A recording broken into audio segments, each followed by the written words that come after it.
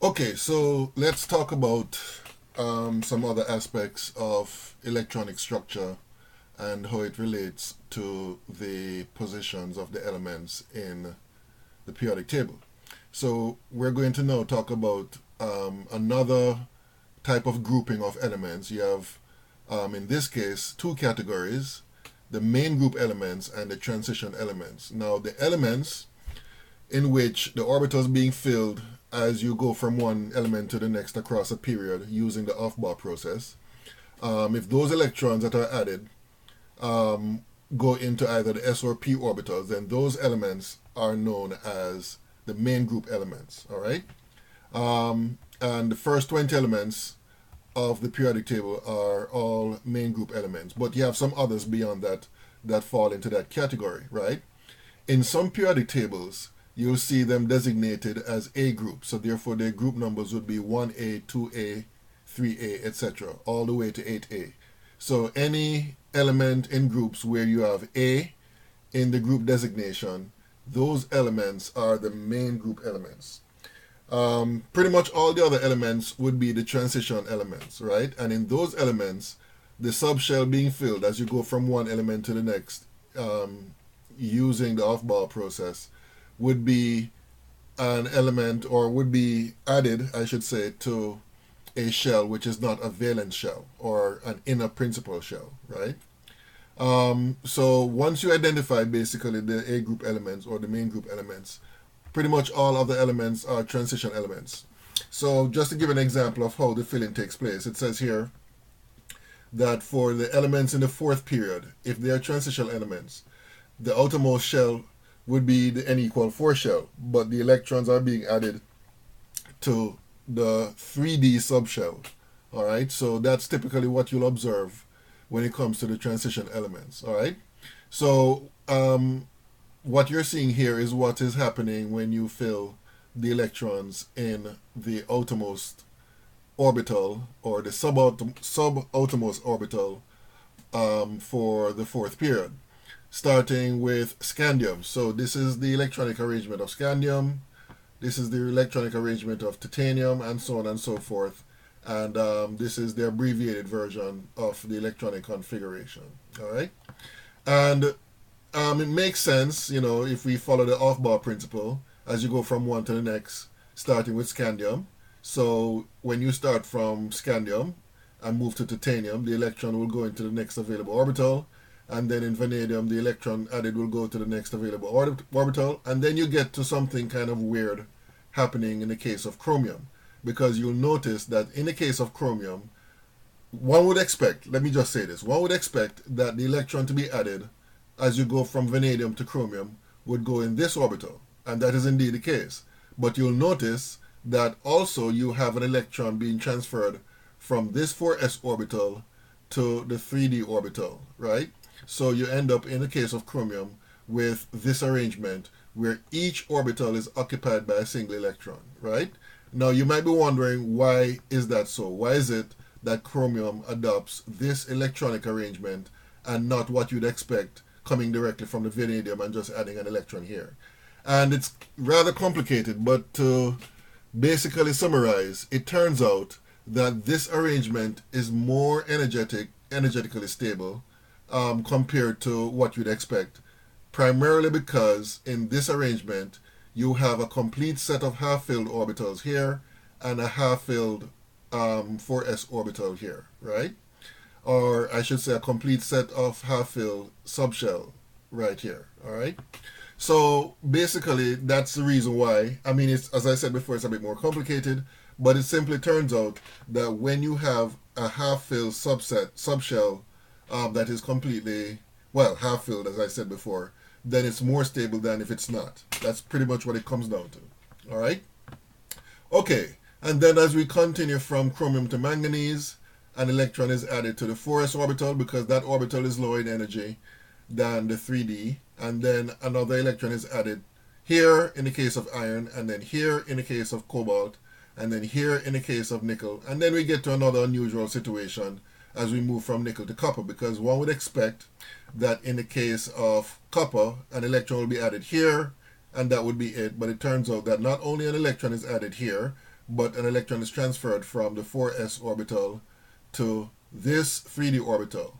And again, the story is complicated behind this, but again, it has to do with the fact that if you have a completely filled subshell level of electrons, of orbitals I should say, then it's more stable than if it's not completely filled. All right, so that's the reason why copper adopts this electronic configuration. All right, and then of course as you go from copper to zinc, you simply add an electron here, and that basically is the end of the story in terms of the configuration up to zinc. All right, and one can see a similar pattern for the 5th row and the 6th row and so on. All right, okay, so that's basically how that works when it comes to the electronic configurations of transition elements. And this here is basically a summary of the electronic configuration, at least for the two outermost shells for the different elements, and some patterns you can observe emerging in terms of the electronic arrangement in relation to the positions of the elements in the periodic table. For one, as stated here, the period number is the same thing as the principal quantum number n of the electrons in the outermost shell, or the highest energy shell, right? So basically, if you take any period, let's say I take period 4, then basically the highest occupied shell would be the 4th shell. As you can see here, 4s1, 4s2, 4s2, all the way across. You see 4s2 being the outermost shell being occupied. Well, up here you have 4p6, 4p5, and so on. But the point is that the outermost shell is the most is the one that's occupied in this case. So basically, you can just tell which shell is being the highest occupied shell simply by locating the period that the element is in. Okay, then we get to the main group elements, going back to that discussion, and again a pattern emerges. Basically, the group number of the main group elements is equal to the number of valence electrons, right? So in the case of group 1a, each of these elements have 1 electron in its outer shell. In group 2a, each of these elements have 2 electrons in its outer shell, and then same over here, 3a, 4a, and 5a. So for the main group elements, that's the case. The group number would be the same as the number of valence electrons. We cannot say the same thing for the transition elements because, of course, it's more complicated in that case, as we saw in the previous slide showing you the electronic configurations for the transition elements in the 4th period. Okay, now this particular table summarizes, basically, again, divides the elements in the periodic table into different categories. And this division of categories is based on the electrons or the orbitals that are being filled as you go from one element to the next within a particular period. So let me start over here. These elements in group 1a and 2a, they are collectively called the S block elements. And the reason why is because as you go from one element to the next across a period in each of these groups, what you'll find is that you're adding an electron to an S orbital. All right? Over here, these are called the P block elements because as you go from one element to the next, you're adding an electron to a p orbital. In the case of this region down here, the transition region right here, these are called the D block elements because as you go from one element to the next across the period, you're adding electrons to the D subshell or sublevel. And then finally we have what are known as the inner transition elements. And in this case, as you go from one element to the next, you're adding an electron to the F orbital. All right. So those are some other categories that exist in the periodic table. Okay.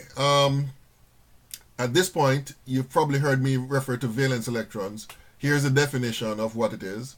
These are the electrons with the highest principal quantum number. In some textbooks, they will say these are the electrons that are in the outermost shell. It's the same thing, all right? So if you look at, for example, the electronic configuration of sulfur, right? And this is the full electronic configuration. This is the electrons in box representation. In either case, you can see that sulfur has a total of 6 valence electrons because you have a total of 6 electrons being distributed between the 3s orbital here and the 3p orbital here. You have 4 here, 2 here, so they collectively add up to give you 6, right? So that's basically the electronic configuration, or the number of valence electrons in the case of sulfur, and that's how you can identify them. So that's what we mean by valence electrons. Now, all other electrons are called the core electrons, right? So again, referring back to the sulfur example, sulfur has 10 core electrons, which are all the electrons here that are not valence electrons. All right? So it's important that you understand the difference between the two. Okay, now we talked about the electron configuration of atoms. Now we're going to look at how we determine the electron configurations of ions. Now, of course, we know that there are two types of ions. You have the anions, which are negatively charged, and the cations, which are positively charged. And of course, you know that to form an anion, you'd have to add electrons to a neutral atom, and to form cations, you'd have to remove electrons from a neutral atom. Okay, so in the case of anions, as I said before, electrons are added, and to determine the electron configuration of anions, what you do is add the requisite number of electrons to complete the valence shell. So as you can see here, this is the electronic configuration of chlorine. The full electronic configuration of chlorine represented using electrons in boxes, right? Now, to get from chlorine to the chloride ion, an electron must be added to here, because that's the only vacant spot here, the lowest energy vacant spot here, for the addition of one more electron. And unfortunately, it's not very clear here, but basically an electron will be added here. And just to describe what will happen in this case, the electron will be spinning in the opposite direction. So you'd represent that with an arrow pointing down. So you may want to make a note of that in your notes. And therefore, as a result, that would be the electron configuration of the chloride ion. So basically, electrons are added in order to complete the valence shell, and that's how you end up with the electronic configuration of the anion. So it's very simple, right? No problem there to comprehend that. All right. In the case of the formation of cations, as I said before, electrons are lost when an atom, when a cation is formed from an atom. So the example we're using here is sodium. And again, the aim is to get a complete valence shell. So in the case of sodium, this is the electronic configuration of sodium. And what happens is that the sodium is going to use this one electron located in the 3s orbital, which is in the highest, or the valence shell. So when that happens, you end up with this configuration. And I should note that when the electron is lost, the orbital ceases to exist, and therefore this would be the electronic configuration of the sodium ion. All right? So that's what happens when cations are formed from atoms, and that's how you can determine what the electron configuration of the resulting cation is going to be. Okay, so some other discussions about the formation of cations, because sometimes things can be not as straightforward as in the case of sodium, especially when it comes to transition elements. So this is basically the key thing you need to remember to figure out what the electronic configuration of a cation is. And that is this. Cations are formed from transition metals losing electrons from the highest energy level, or the highest shell, right? And to understand that, we can look at a couple of examples that we see listed here. Now, let me just say this. In the case of transition cations, as you can see, they can display more than one charge. For example, you can have chromium 2 plus, chromium 3 plus.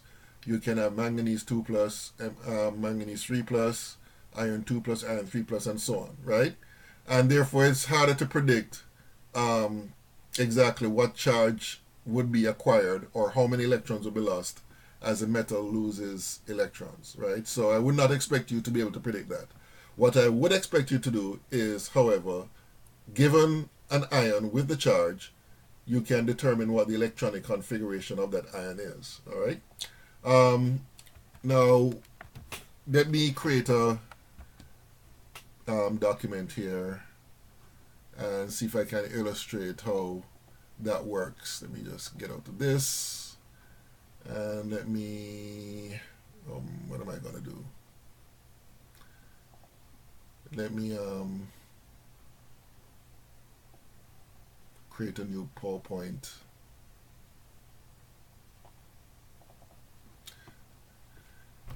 Document, and let me just take this out.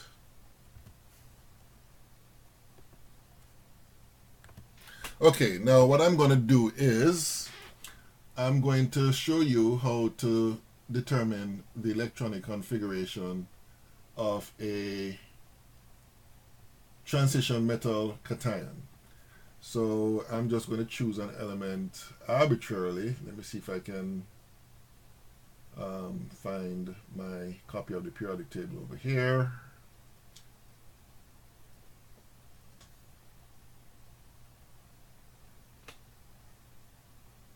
Okay, so let me choose, let's say, iron. All right, so let me go to my pen mode. Hold on, let me do this. Let me go to my pen mode. Okay, why is this thing not highlighted? Okay, let me. Okay, pen. All right, so iron. Fe. Okay, I hate red ink. Let me go to black ink. All right, so iron, and the atomic number of iron is 26. So let me put 26 here. All right. So to write the electronic configuration of iron, it's going to be 1s2, 2s2, 2p6, 3s2, 3p6, 4s2, and then 3d6. All right. I think that adds up to 26. Okay, good. Now, that's the iron atom. Now, if the iron atom loses 2 electrons to form Fe2+. Now, remember what I said. I said that you remove electrons starting from the highest shell, highest energy level, right? So, therefore, the first 2 electrons that I would lose here, these 2 electrons that I'm losing here, would be lost from the 4s orbital, because 4 is a higher number than 3. So therefore this is located within the highest energy shell, even though this orbital is lower in energy than this orbital.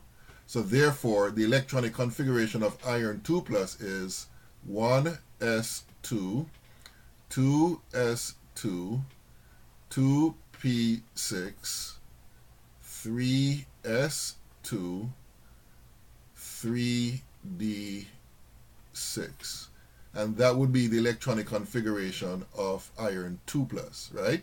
If I want to write down the abbreviated version, that would be the same thing as this: Ar in parentheses, then 3d6. All right, so that's how you do it. You start taking electrons from the highest energy shell, all right, which is the 4th shell in this case. And if I want to continue to figuring out the electronic configuration of Fe3+, then now I'll start removing electrons from here.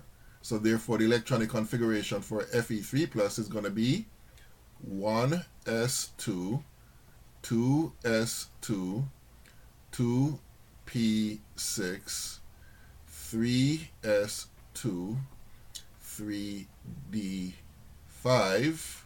Or if you want to write down the abbreviated version, it's going to be Ar 3d, d5. And that's how you do that. All right? Okay, so let me get out of this. All right, so let me go back to my original PowerPoint. So that's how all these are determined. So if I were you, what I would do is practice determining the electronic configuration of transition metal cations. All right. And in fact, the assignment that will be posted will contain examples or questions dealing with that.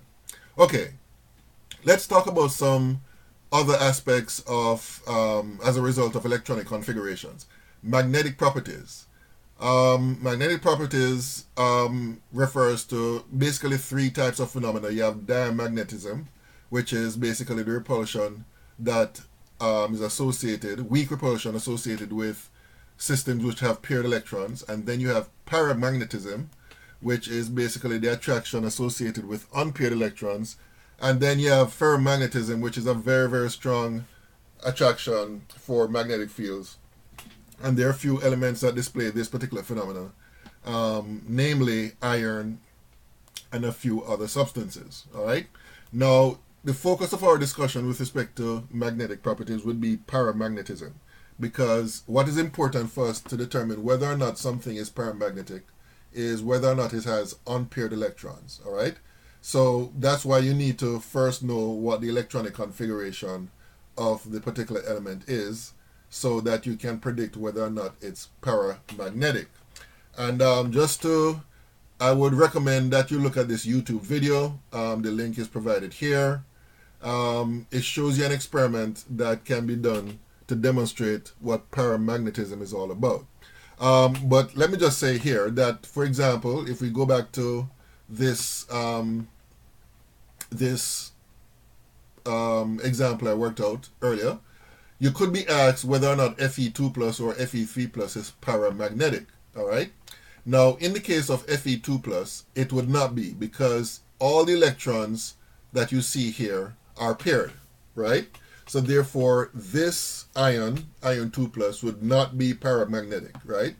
However, in the case of Fe3 plus, it would be, because here in the 3d orbital, right, you're going to have one electron which will be unpaired, right? Because you have a total of 5 electrons.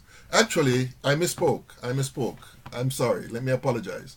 Both are paramagnetic, because in the case of 3d6, right? Let me elaborate on this. So let me go back to this and open up this. Okay. Now, in the case of, whoops, I hate red ink. Okay, in the case of this would be paramagnetic. And the reason why is because in the case of 3d6, in the case of 3d6, you're going to have 5 orbitals, right? So these are the 3d orbitals. 1, 2, 3, 4. Okay. And the electrons will be distributed this way. 1, 2, 3, 4, 5, and then 6, right? So here we have 4 unpaired electrons. So therefore this would be paramagnetic, right? And in the case of 3d5, let me do that down here. 1, 2, 3, 4. You're going to have 1, 2, 3, 4, 5 electrons. So this is 3d6. This is 3d5. And this also will be paramagnetic, because, again, you have unpaired electrons. That's basically what you look for to tell whether or not something is paramagnetic. They have unpaired electrons. Even if it has only one unpaired electron, then that particular ion or atom, or even molecules, you can have molecules where you have unpaired electrons. In any case, those are said to be paramagnetic. Okay? Okay, so that's one property that correlates to the electronic configuration of an atom or ion. Okay, so let me continue now with my slide. So yes, as I said before, I would recommend that this is the URL for the video that I was talking about, I would recommend that you watch a video, and it shows you a little experiment, a kind of fun experiment which demonstrates how paramagnetic materials behave. All right? Okay. Let's talk about periodic trends with respect to certain physical properties such as size, ionization, energies, and so on. So the first one we're going to look at is atomic size. Now, this begs the question, how do we measure the size of an atom? Well, it depends, to be perfectly honest. If you are looking at a diatomic molecule, then the atomic size can be measured by the atomic radii, which is the distance between the nuclei of two atoms that are bonded to each other. All right, as you can see in this model representation right here. Let me go back to, whoops.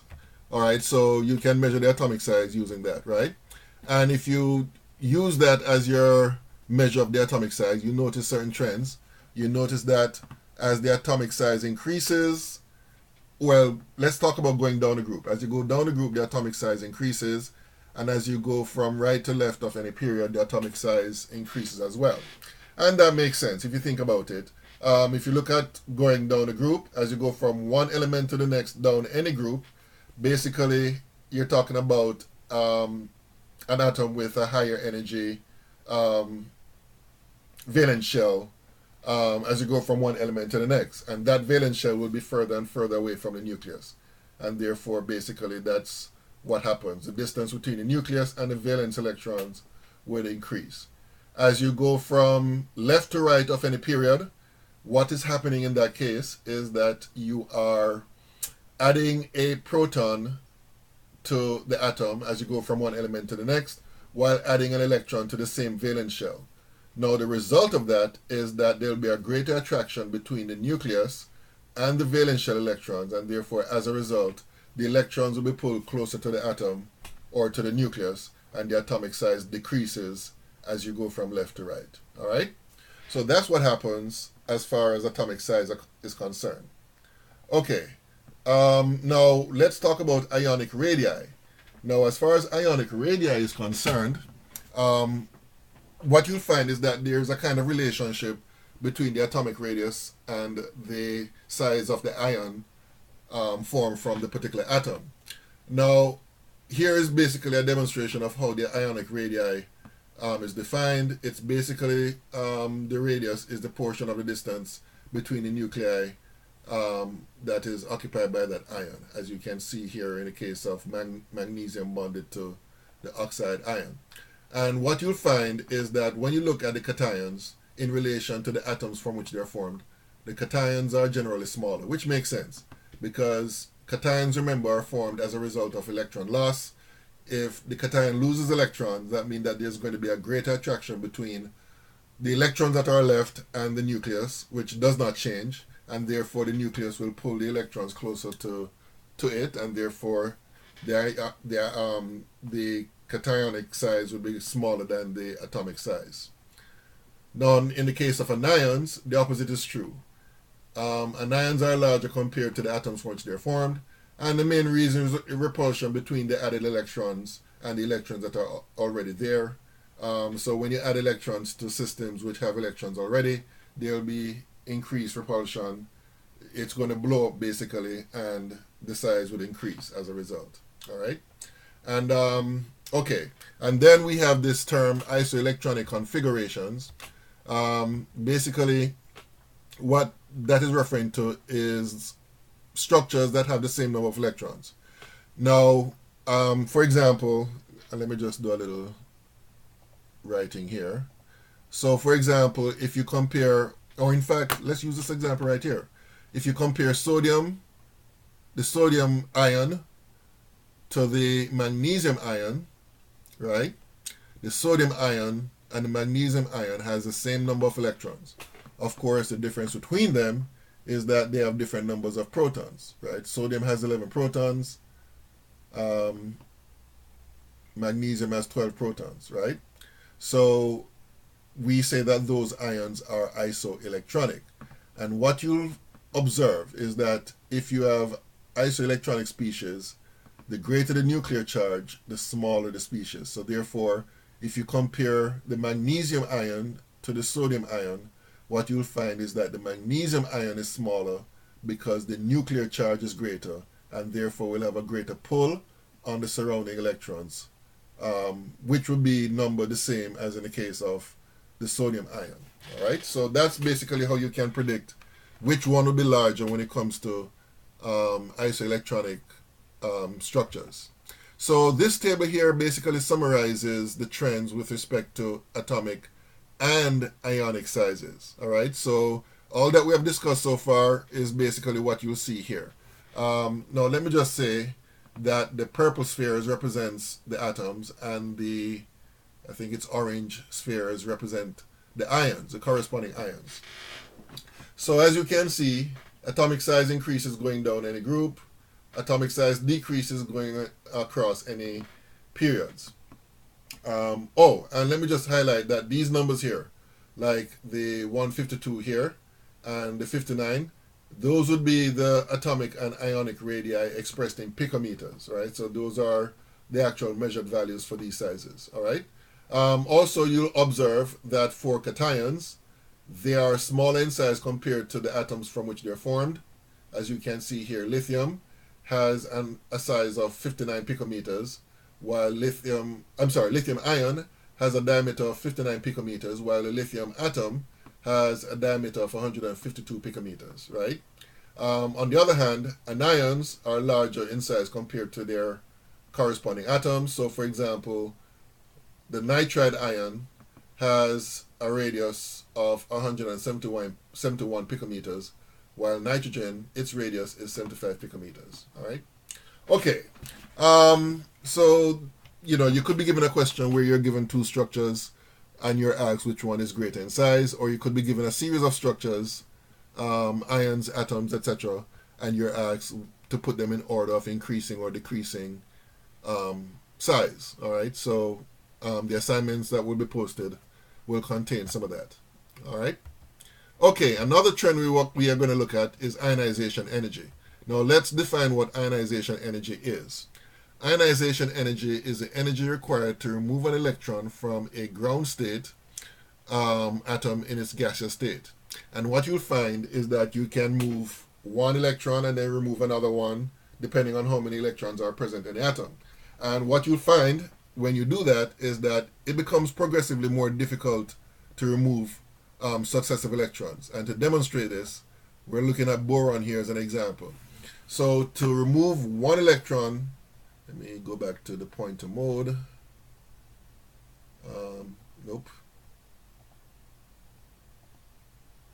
So to remove one electron from the boron atom, it takes this much energy. And then to remove another electron, it takes this much energy. And so on and so forth. And you'll notice that there's an increase, right, in the energy needed to remove each successive electrons. And you'll notice also that there's a big jump between removing the third and the fourth energy. And the reason why is because the first three electrons are located in the valence shell. Remember, boron is in group 3, and therefore those are relatively easy to remove. And then now the next electron to be removed would be in the next shell, which is much closer to the nucleus, and therefore it becomes more difficult to remove, and so on and so forth. All right, so that's basically what is observed when it comes to ionization energy. And in terms of terminology, the first one is called the first ionization energy, and then that's the second ionization energy, and so on and so forth for the others. All right. So this is the trend that is observed with respect to ionization energy. As you go from left to right of any period, the ionization energy increases, which makes sense based on what we discussed before. Because if you remember what we discussed before, as you go from left to right of any period, the atomic size decreases. If the atomic size decreases, that means that as you go from left to right, the valence electrons will be closer and closer to the nucleus, and therefore the attractive force will be greater and greater, and therefore it becomes more difficult to pull that valence electron. So therefore, that's why the ionization energy increases going left to right. And then going top to bottom of any group, the ionization energy decreases, and the reason for that is, again, related to the atomic size. As you go down a group, As you go down the group, the distance between the valence electron and the nucleus increases, and therefore it becomes progressively more easier to remove that valence electron, and therefore that's why we observe that trend.